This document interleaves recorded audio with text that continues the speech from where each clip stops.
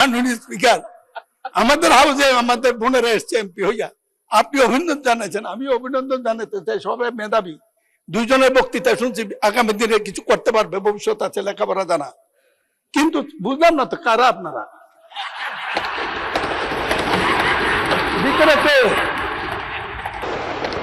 আপনারা আপনারা এদিকে দেখতে পারেন, আমরা এদিকে দেখলে কি আছে এটা বুঝবো না, এটা ঠিক না তো।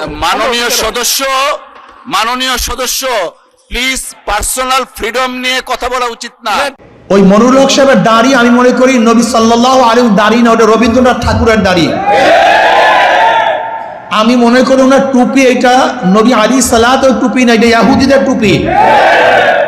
আর আমি মনে করি ওনার পোশাক এটা সুন্নতি পোশাক নয়, এটা খ্রিস্টান পাদ্রীদের পোশাক। ইদানিং দেখলাম সংসদে সেই দাড়িওয়ালা, বিশাল দাড়িওয়ালা, টুপিওয়ালা, পাঞ্জাবিও পরছে বেচারা, ধবধবে সাদা দাড়ি, বোরখার বিরুদ্ধে কথা বলেছেন, পর্দার বিরুদ্ধে কথা বলেছেন। বেচারার নাম মনিরুল হক। আমি তো ওনাকে দেখে ভাবতাম একজন ভালো লোক, ইসলাম প্রিয় লোক,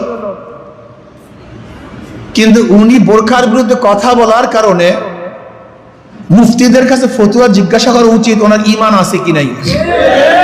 আমার যতটুকু তাহকিক, আল্লাহ পাকের কোন বিধানের বিরুদ্ধে কেউ যদি কথা বলে, ঘৃণা করে, অপছন্দ করে, কেউ যদি অপছন্দ করে, ঘৃণা করে আল্লাহ পাকের কোন বিধানকে, সাথে সাথে বেঈমান হয়ে যায়, সে মুসলমান থাকে না। আমি জনাব তারেক সাহেবকে বলবো, আপনি সতর্ক থাকুন। আপনাকে বিতর্কিত করার জন্য এই সমস্ত নাস্তিক শক্তিরা বিভিন্ন রূপে, ওই মনিরুল হক সাহেবের দাড়ি আমি মনে করি নবী সাল্লাল্লাহু আলাইহি দাড়ি না, ওটা রবীন্দ্রনাথ ঠাকুরের দাড়ি। আমি মনে করি ওনার টুপি এটা নবী আলাইহিস সালাতের টুপি না, এটা ইহুদিদের টুপি। আর আমি মনে করি ওনার পোশাক এটা সুন্নতি পোশাক নয়, এটা খ্রিস্টান পাদ্রীদের পোশাক। ওনাকে তওবা করতে হবে, মাপ চাইতে হবে। যদি উনি তওবা না করেন, মাপ না চান, তাহলে বাংলাদেশের মুসলমান ওনাকে কোনো অবস্থায় দিয়ে ছাড়বে না।